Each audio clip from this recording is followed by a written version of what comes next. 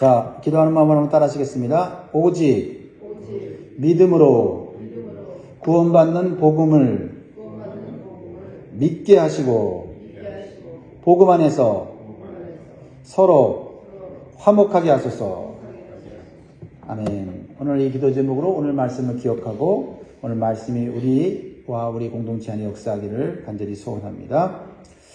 교회는 주님의 몸된 하나된 공동체입니다. 그래서 하나됨을 지키기 위해서 힘쓰는 것은 주님이 기뻐하시는 일이에요. 주님은 자신의 몸이 찢어지기를 결코 원치 않으시기 때문입니다. 그리고 우리는 주님을 기쁘시게 하기 위해서 세상에서 부름받아 구원받은 하나님의 자녀들입니다. 하나님의 자녀들이기 때문에 아버지가 같아요. 그래서 하나님 안에서 한 가족입니다. 그런데 때때로 하나님의 가족들이 서로 다투고 분쟁할 때가 있습니다. 그럴 때 우리의 역할은 서로 화목할 수 있는 길을 찾기 위해서 힘써야 할 책임이 있습니다. 왜냐하면 우리가 주님께 받은 복음은 화평의 복음이기 때문이에요. 먼저는 하나님과의 화평이고 둘째는 사람들과의 화평입니다. 죄로 인해 깨진 화평을 위해서 주님께서 십자가에서 목을 찢으시면서까지 피를 흘리셨습니다. 그래서 화평하게 하는 자는 하나님께서 복을 주신다고 말씀하셨어요. 마태복음 5장 9절에 화평하게 하는 자는 복이 있나니 그들이 하나님의 아들이라 일컬음을 받을 것이며. 화평케 하는 게 당연한 건데 화평케 하면 하나님이 복을 주시겠대요. 그리고 하나님 자녀된 자들의 모습이다라는 거죠. 오늘 본문에 보면 교회 안에 있었던 유대인 성도들과 이방인 성도들 사이에 논쟁과 다툼이 있었습니다. 매우 심각한 이슈였어요. 구원과 할례에 대한 것이었습니다.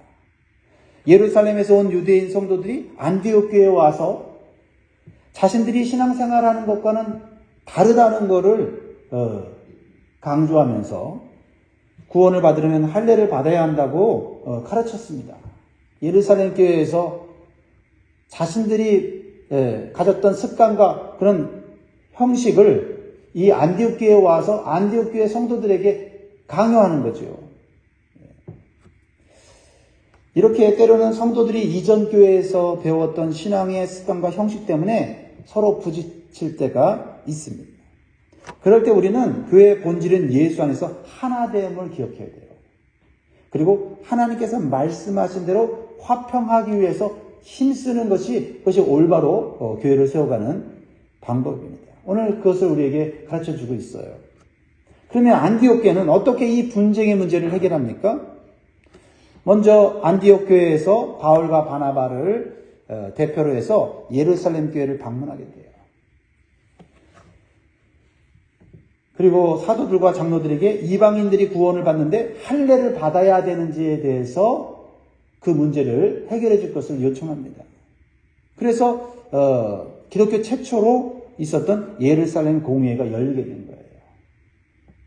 사실 이방인들은 유대인들과 달리 하나님을 모르는 상태에서 우상을 섬기다가 십자가의 복음을 믿고 구원받았어요.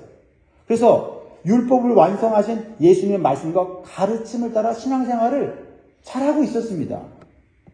하지만 예루살렘 교회 유대인들은 좀 달랐죠. 먼저 모세의 율법을 하나님으로부터 받았습니다. 그리고 할례를 받고 율법을 준수하면서 하나님을 믿었어요. 그러다가 회개하고 예수님을 믿고 구원받게 되었습니다. 그러니까 유대인과 이방인이 예수님을 믿고 구원 받은 것은 똑같은데 신앙의 습관과 형식은 다를 수밖에 없는 거예요. 그런데 일부의 유대인 성도들은 자기 중심적으로 이방인들을 본 거예요. 그래서 너무나도 지나치게 율법의 형식과 준수를 강조할 뿐만 아니라 이방인의 구원에 대해서조차도 의심하였다는 거죠. 우리는 선택받은 민족이고 예수를 통해 구원받는 것도 유대인들만 구원받는 거고 또 이방인들이 구원받으려면 먼저 할례를 행하고 율법을 준수함으로 유대인이 된 다음에 예수님을 믿고 구원받는다라고 생각을 한 거예요. 그래서 사도들과 장로들은 회의를 열어서 이 문제를 해결하고 분쟁을 화목으로 바꾸려는 거죠. 첫째 우리에게 주시는 교훈은 우리는 나 중심이 아니라 화목을 목적으로 문제를 해결된다. 화목이 목적이 되어야 된다는 거예요. 먼저 베드로 사도가 자신이 이방인들에게 대해서 경험했던 것을 말해요. 베드로가 복음을 전할 때 유대인들과 같이 이방인들에게도 동일한 구원과 성령이 임하는 것을 직접 체험했어요. 그래서 베드로는 바뀌었어요. 생각이 바뀌었어요. 자신의 어떤 그 유대적인 그런 율법적인 관습을 내려놓게 됐습니다. 그래서 이방인들에게 교회의 일원이 되는 세례를 주었다고 말하고 있어요. 그러자 유대인들에게만 구원이 있고 이방인이 구원받으려면 할례와 율법 준수를 해야 된다고 반발하던 유대 성도들이 잠잠해졌습니다. 네, 베드로가 교회의 가장 그래도 권위 있는 사도가 자신이 이방인들에 대해서 경험한 체험을 얘기하니까요. 그러니까 이제 안디옥 교회에서 온 바나바와 바울이 안디옥 교회에서 수많은 이방인들이 율법이 아니라 복음을 통해서 구원받고 성령 받은 체험을 간증을 하는 거예요. 이렇게 자신의 어떤 신앙적인 그런 간증들을 서로 나눌 필요가 있어요.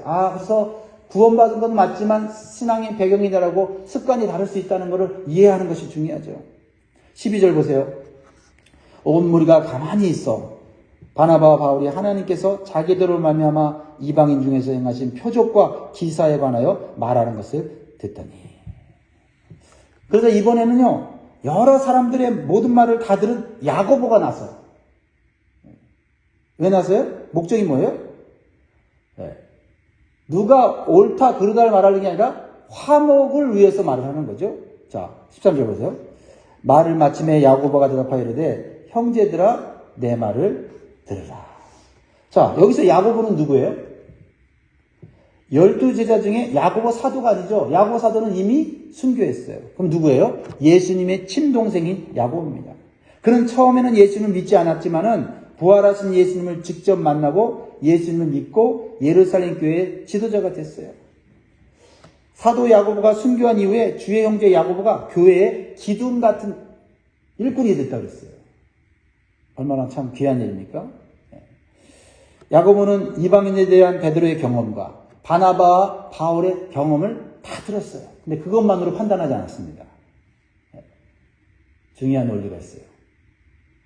그는 하나님 말씀을 통해서 유대인과 이방인 성도들이 주 안에서 화목하게 되는 길을 제시하고 있다라는 겁니다. 그렇죠? 여러분, 우리가 각자 성도들이 가진 신앙적인 체험과 영적 지식들이 있어요. 경험들이 있어요. 그러나 그 모든 것이 주 안에서 하나 되는 좋은 것이 되려면 말씀으로 증명해야 된다. 말씀으로. 야고보는요, 베드로와 바울과 바나바의 영적 체험이 성경 말씀과 일치하다라고 말하고 있어요. 자, 14절 15절 같이 읽습니다. 시작.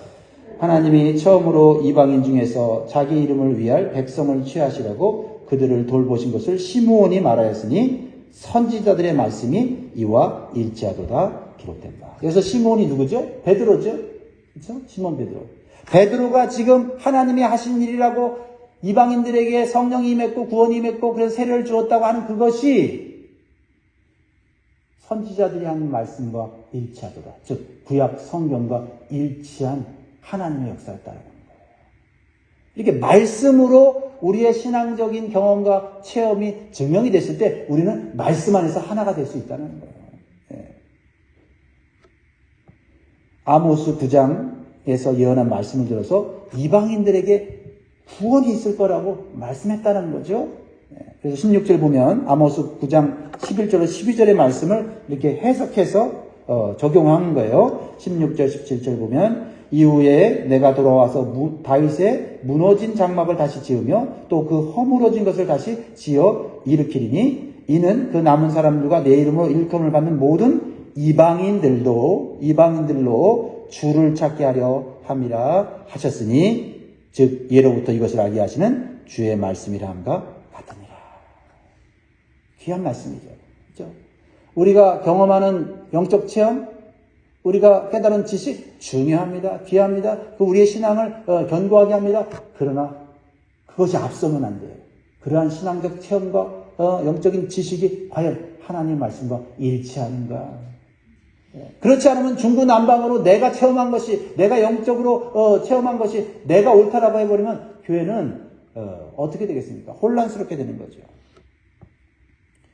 베드로가 경험한 것이나 바나바, 바울이 경험한 것이나 그것이 하나님의 역사라고 하는 것을 말씀으로 증명하니까 아무도, 어떠한 사람도 교회 안에서 그것을 반박하지 못하는 걸 보게 돼요. 야고보는 주님의 말씀 안에서 모든 생각과 의견을 일치시킬 것을 강조하는 거예요. 그렇습니다. 우리 성도들이 주 안에서 하나 되는 것은 자신의 생각과 습관을, 경험을 말씀에 비추어서 내려놓는 게 중요해요. 내려놓는 거. 지금 이 율법을 지키는 유대인 그리스도인들이 자신의 율법적 습관을 내려놓지 않으면 결코 이 교회가 하나 될 수가 없어요. 그리고 주 안에서 화목하게 되는 것을 목적으로 삼아야 됩니다. 그래야 주님이 기뻐하시고 축복해 주시는 것입니다. 그렇지 않으면 끊임없는 고통과 괴로움 속에서 교회 생활을 할 수밖에 없어요. 그렇죠? 사실 유대인들이 율법을 지키는 것은 옳은 거예요. 그렇죠? 이미 율법의 그런 습관을 따라서 하나님을 믿었고 그리고 예수 그리스도를 알게 됐으니까 그 사람들은 또 그게 옳은 거지만 안디옥 교회 성도들은 율법 없이 복음을 받아들여서 신앙생활했기 때문에 또 그 사람들 그게 옳은 거지요. 그러니까 누가 옳다라고 주장하면 결코 하나 될 수 없다는 거죠. 하나님 말씀을 통해서 먼저 유대인들에게 복음이 주어졌지만 또 이방인들에게도 주어질 거라고 하는 이 말씀을 통해서 하나 될 수 있다는 거죠. 그래서 야고보는 유대인 성도들과 이방인 성도들에게 화목해하는 중재안을 내놔요. 중재안. 무엇입니까? 율법을 지켜왔던 유대인들과 율법을 지키지 않았던 이방인들이 서로 생활 속에서 만나고 식사하고 교제할 수 있는 정도의 규칙을 제시를 해요. 그것은 율법, 구약율법, 레위기 17장에서 19장의 근거에서 4가지만 지키도록 권면한 거예요.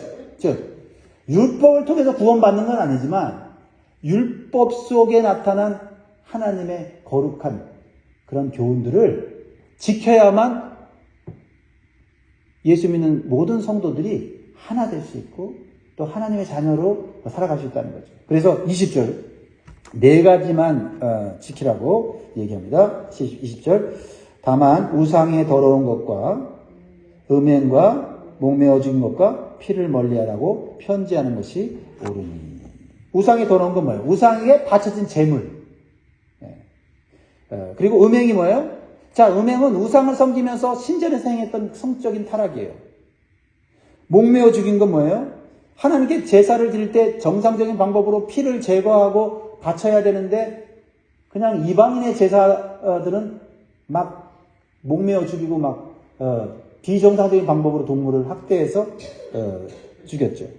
이런 것은 하나님께 합당치 못하다.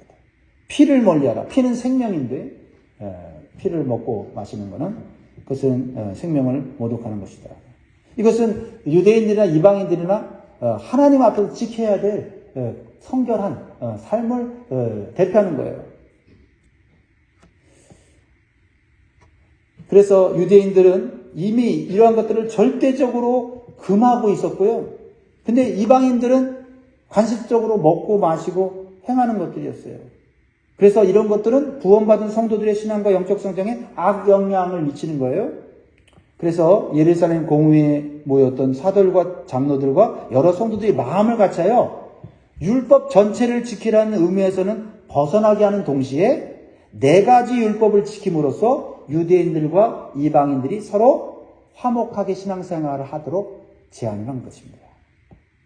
그래서 이제 이런 회의의 결과를 편지로 써서 안디옥 교회 성도들에게 알리고 앞으로 세워지는 이방 지역 교회에도 적용할 수 있게 한 거예요.